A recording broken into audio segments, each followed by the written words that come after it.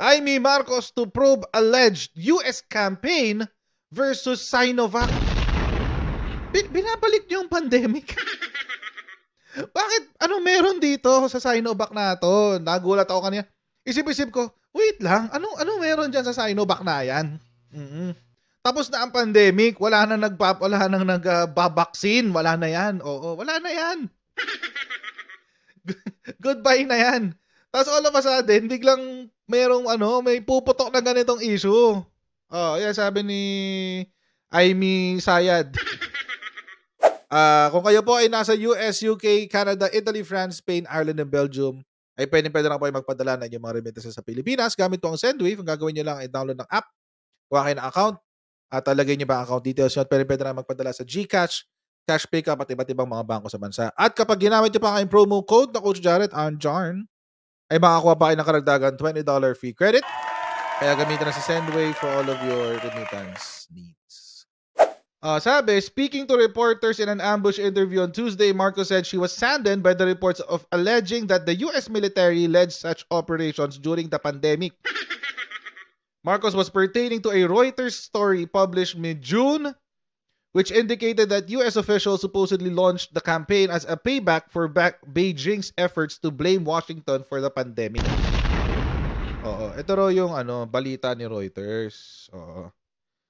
Abalang-abala tayo. Abala rin ang napakarami Amerikano dito sa pangyayari at tayo talagang nalulungkot na sinasabing confirmed.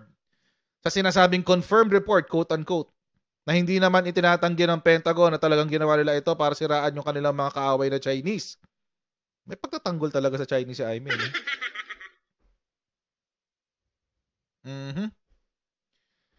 Okay. Ang problema, yung buhay ng Pilipino ang nilustay dahil hindi gusto magpavaksin ng Sinovac. Pambihira naman kaya alamin natin sa lalong madaling panahon. Wait. Kasi pinuntahan ko yung article na yan. Pinuntahan ko yung article na sinulat nga ng Reuters. Ito yon. Pentagon ran secret anti-vax campaign to undermine China during pandemic. Yan. Oo, yan yun. Ang sabi kasi, the claim is this. Ang sabi ni Reuters, ayan. The clandestine operation has not been previously reported. It aimed to sow doubt about the safety and efficacy of vaccines and other life-saving aid that was being supplied by China, a Reuters investigation found. Through phony internet accounts meant to impersonate Filipinos, the military's propaganda efforts morphed into an anti-vax campaign. Social media posts decried the quality of face mask test kits and the first vaccine that would become available in the Philippines, China's Sinovac inoculation. Okay. May nakita pa ako dito kanina, special na naman special feature.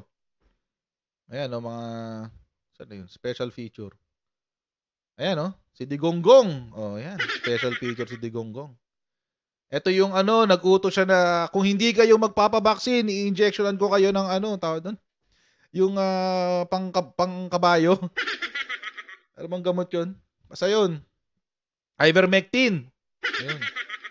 Sabi niya. Ayan. Tapos, ayan yung deaths. Okay. Tapos, meron pang isa. Yun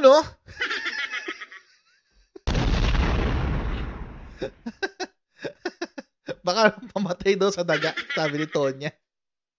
Rapid Tulpo Supporters Group. Ayan si Harry. Harry the Collar. Harry the Pogo. Kung babasahin niyo itong kabuuan niya, mga kotsero, simple-simple lang naman sinasabi nitong article na to. Kung gusto niyo basahin, bibigay ko sa inyo yung link. Ayan. Pero this is very simple. Isa-summarize na lang natin. Essentially, mga kotsero, ang sinasabi, si Pentagon daw at si CIA ay tinrabaho ang Pilipinas. Kaya daw mababa yung vaccination rate natin sa Pilipinas. At kaya raw maraming namatay sa Pilipinas. Yun ang niyan, yan ang punto.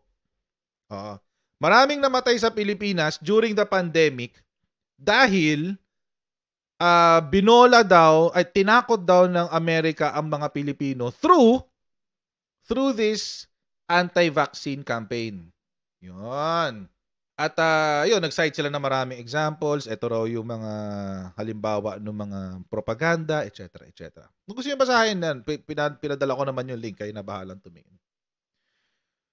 Ngayon, mga kutsero, sumagot ang China dyan. Yan ang sabi ng China.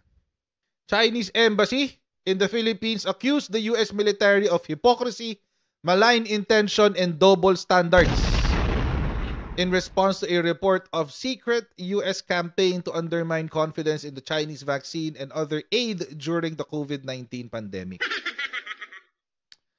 Okay, so yun nga yung kay Reuters. Sabi pa ng China, people around the world are indignant about the US military's actions which lay bare the hypocrisy, malign intention, and double standards of the United States.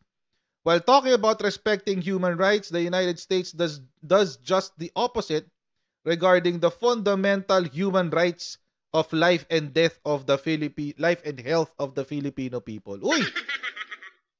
Kailan pa kayo naging concerned sa mga Pilipino, China?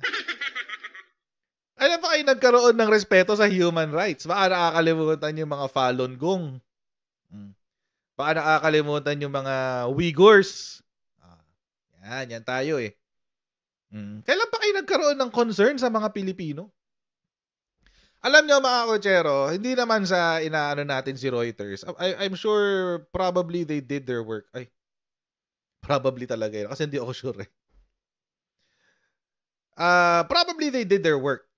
But, it's very, very, very, very interesting to me na ang tinutukan nila, Pilipinas. Tinutukan talaga nila, Pilipinas.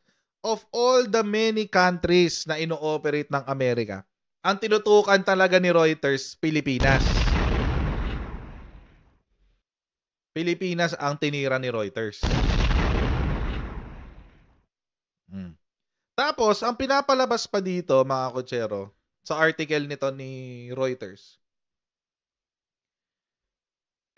parang wala na lang nagawa si Digonggong kung hindi mag-mandate ng vaccine. Dahil sa trabaho na ginawa ng US military sa mga Pilipino. Uy, ganun. Oo. That's an interesting development. Alam niyo kung bakit, mga kutsero? Kasi yung anti-vax movement na yan, sa Amerika yan nag-umpisa. At hindi sa US military yan nag-umpisa. Nag-umpisa yan sa mga civilian. The anti-vax movement is not going away. We must adapt to it. Kailan niya nag-umpisa? Nung pandemic. Sa States yan. Kasi alam nyo po mga kutsero, I'm sure yung mga taga nasa US ngayon na nanonood sa atin will be able to testify. Dito sasabihin ko. Nung panahon po ng pandemic sa Amerika, nagkaroon po ng dalawang grupo ng Amerikano. Yung isa, yung mga pro-vaccine. Yan. Tapos, meron isang grupo, yung mga anti-vaxxers.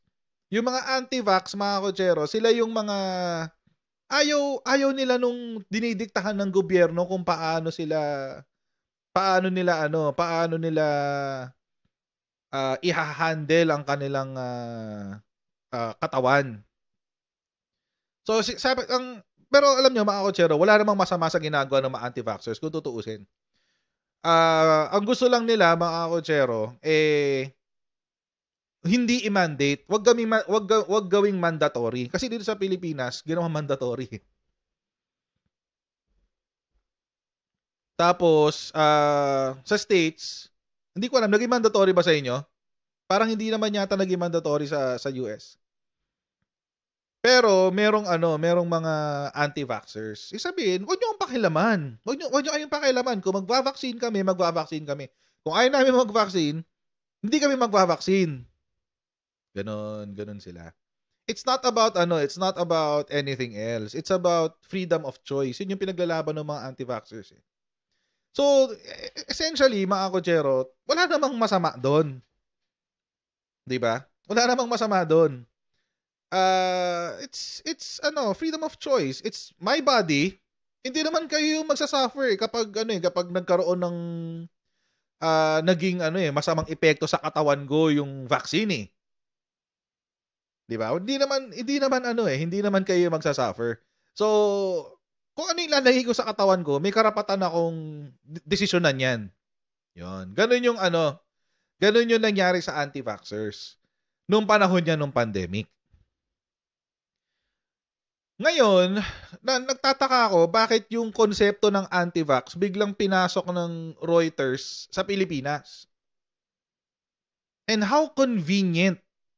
Ang convenient kasi alam nyo mga kakotsero, dito sa Pilipinas, mababa na talaga ang tiwala sa vaccine. Dahil sa Dengvax siya. Actually, mga kakotsero, kahit hindi gawin ng Amerika yung propaganda na ginagawa nila or ginawa man nila, kahit hindi nila gawin yan, wala pa rin magpapabaksin kung hindi gagawin mandatory. Ako nga, ayoko magpa-vaccine eh. Napilitan lang ako kasi kailangan kong bumiyahe. Wala akong choice. Wala akong choice. Hindi ka makakabiyahe, bahay ka lang eh. 'Di ba? Hindi ka makakapag-grocery, hindi ka makakakain sa labas. Kailangan mo yung vaccine card eh. Wala kang choice. Wala kang choice. Wala akong choice eh. So, kailangan ko magpa-vaccine. Pero alam nyo mga kotsero, kung magpapa-vaccine din lang naman ako, hindi ako magpapa-vaccine ng Sinovac. Lalo na't alam ko na sa China nang galing ang COVID. Sa Wuhan. Correct. Yung mga OFW, mandatory yan magpa-vaccine. Wala silang choice.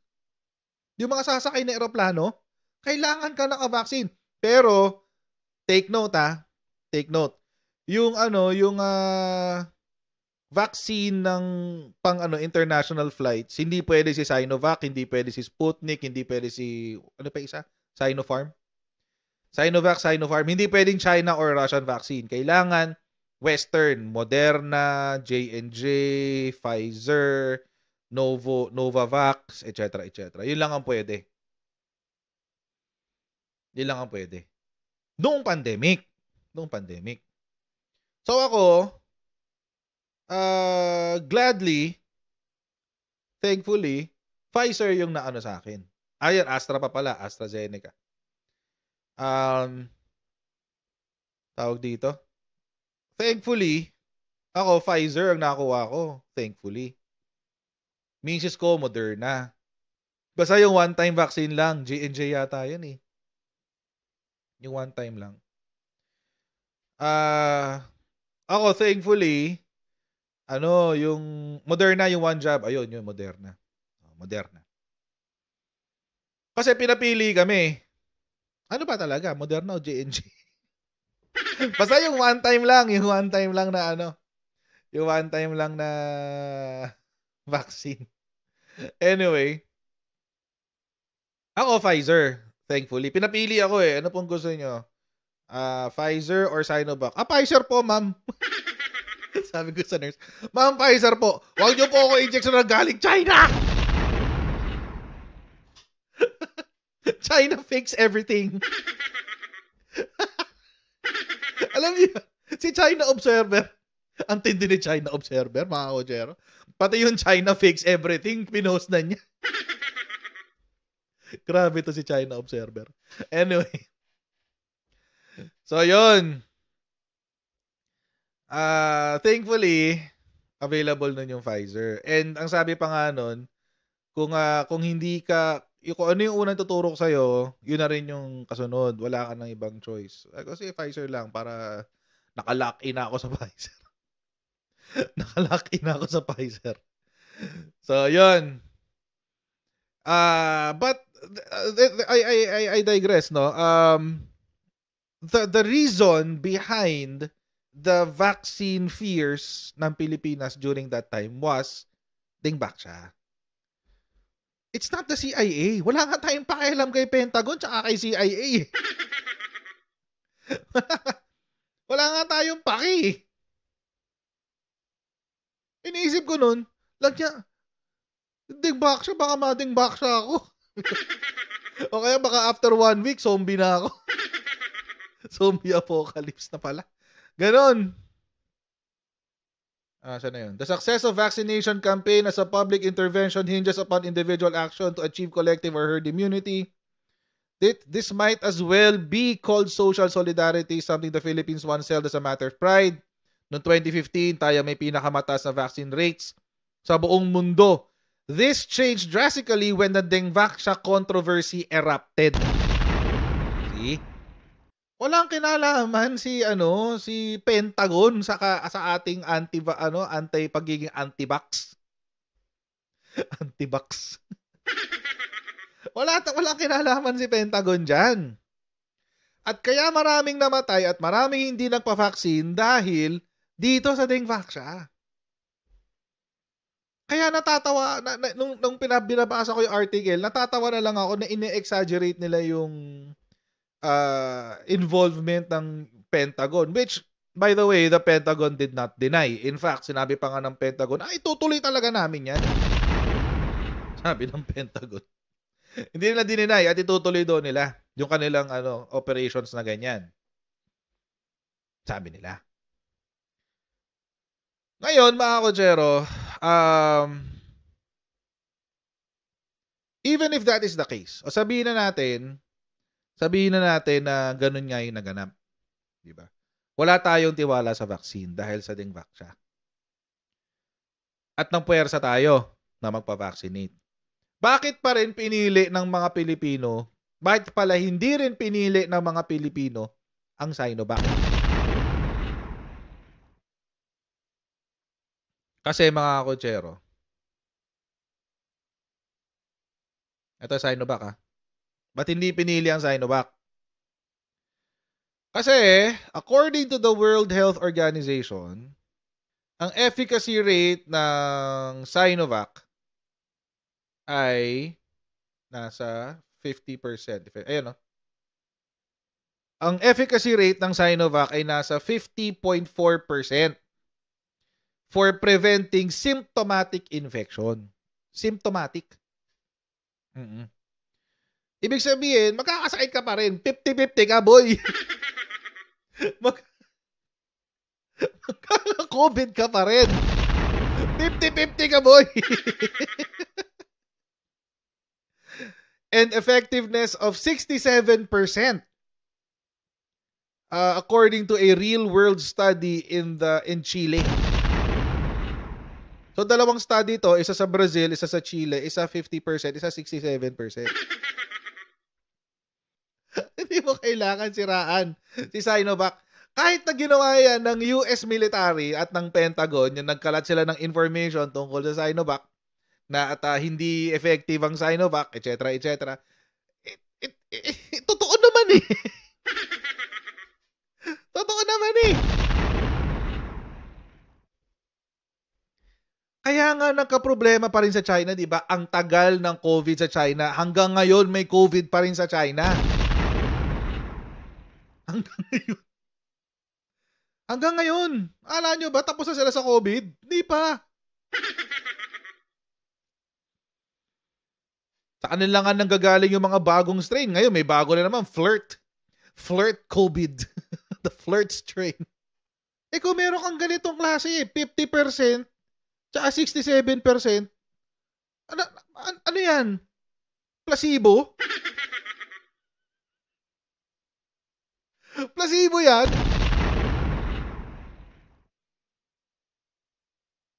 Mind over matter? Ganon? Na-injection na ako, hindi na ako magkakasakit. Mind over matter yarn? If you don't mind, it doesn't matter. Anak ka ng tipaklo. Tubig. Sabi ni Kenneth Reyes, tubig. My goodness. I mean, seriously. How are they different? So, puntahan natin yung Western vaccines. Pfizer, BioNTech. How well it works? In December 2020, Pfizer-BioNTech's phase 3 clinical data for its original vaccine showed 95% efficacy. 95. Ang layo sa 50% niyan, guys. Ang layo sa 65 niyan. Moderna. 95%. Ano to? Novavax? Novavax yata itong sunod. Novavax. Ayan, Novavax nga. Novavax. 90%. Kahit hindi gawin ng China o kahit hindi gawin ng US, yung kanilang tawag dito, anti-vax campaign sa Pilipinas, marami pa rin hindi pipili ng Sinovac. Naalala ko, yung kasambahay namin, wala siyang choice. Umabot siya doon, ang napuntahan niyang vaccination site, wala nang natirang Western, puro Sinovac na lang. Awa naman yung kasambahay namin. Parang ang lumalabas pa nga nun, mga kotsero, sa mga indigent, puro Sinovac. Tinitira yung yung medyo, yung mga Western, sinesave nila doon sa mga medyo high-end. Ganun. Si Digong ba nagpa-Sinovac? Parang fake nga yung pagkaka-inject sa kanya ni ni Duque. And ang lakas naman ng loob nitong China na magsasalita tungkol sa mga influence operations, sa mga ganto-ganto. When sila, mga kotsero, gawain nila.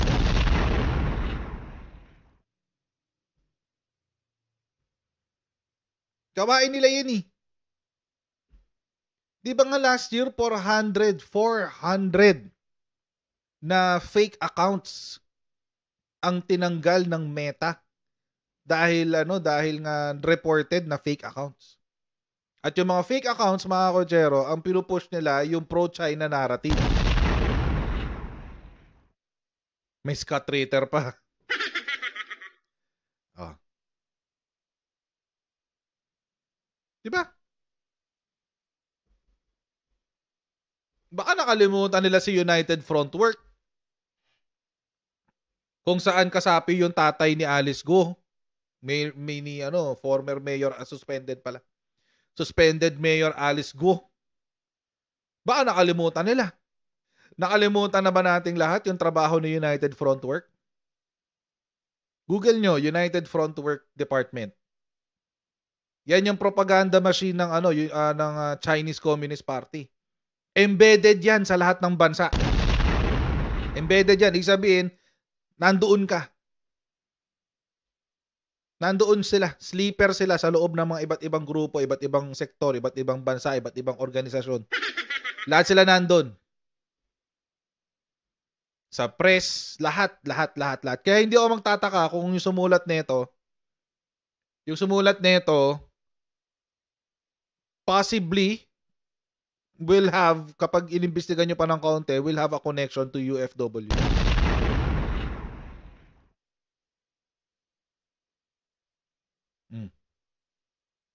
Ang weird kasi, mga kotsero, na maglalabas ang Reuters ng ganitong klaseng investigative piece.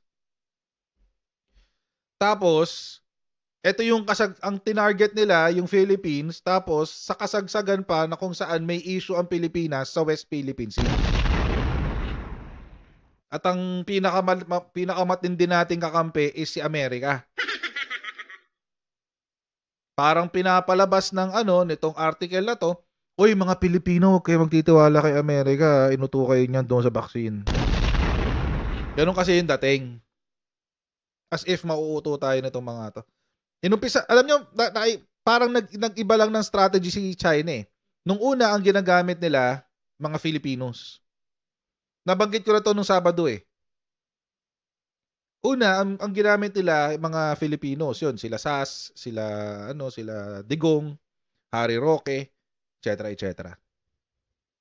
Tsaka yung yung mga,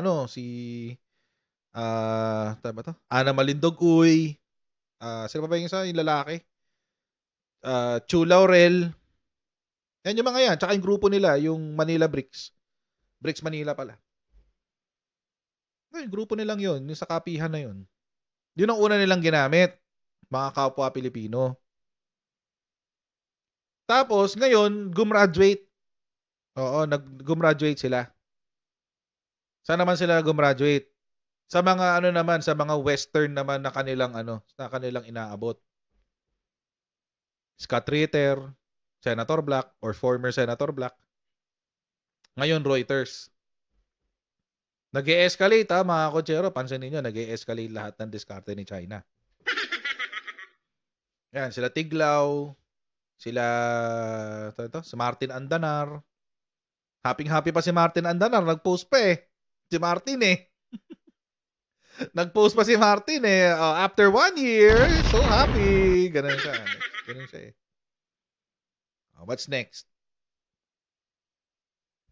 Magde-detain ng China ng Chinese ng kung ano, sino-sino Pilipino. Alam niyo, napansin ko nga to mga kotsero, by the way. Hindi, ang next niyan mga kotsero, election next year, di ba? Ang next niyan, election interference. Yan ang next dyan. Mag-election na next year. Alam niyo mga kotsero, may napansin pa nga ako kanina. Di ba, napansin niyo, nabubuhay yung TikTok ko recently. Kasi meron nag-message sa akin na may gumagamit doon ng pangalan ko sa TikTok. Tapos kung ano-ano yung pinagpo-post. So naisip ko, sige, gagawa ako ng bubuhayin ko uli yung TikTok ko. So yung mga shorts ko sa Facebook, ina-upload ko rin sa TikTok. Para hindi na masyadong mag-edit. So,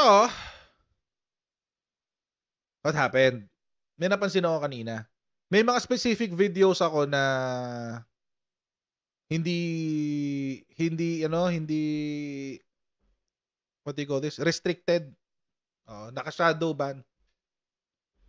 Actually, hindi na siya shadow ban kasi na-notify na ako. So, hindi na siya shadow. Kumbaga, sinasabi sa iyo na hindi namin kinakalat to. Ganon. Ang sinasabi, kasi daw, low quality at may QR code yung video ko. Interestingly enough, mga kotsero,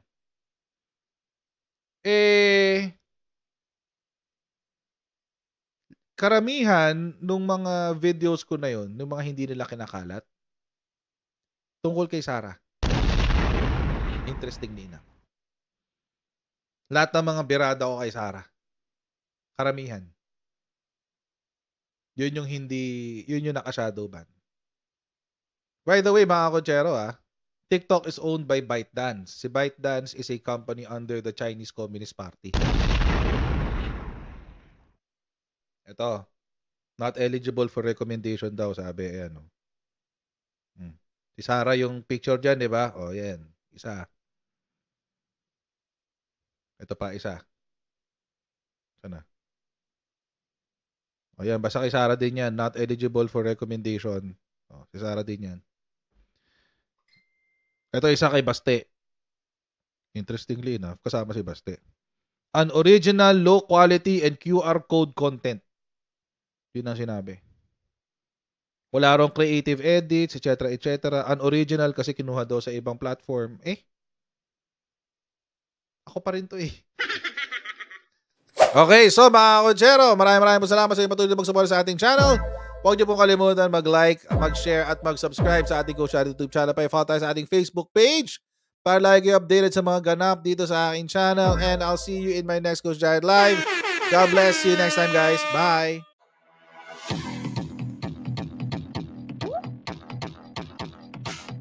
Huwag ganun. Huwag natin gawing tanga mga Pilipino. Mas maganda kasi nasa lugar ka ng tama kaysa yung pinipilit mo yung pagkakamali.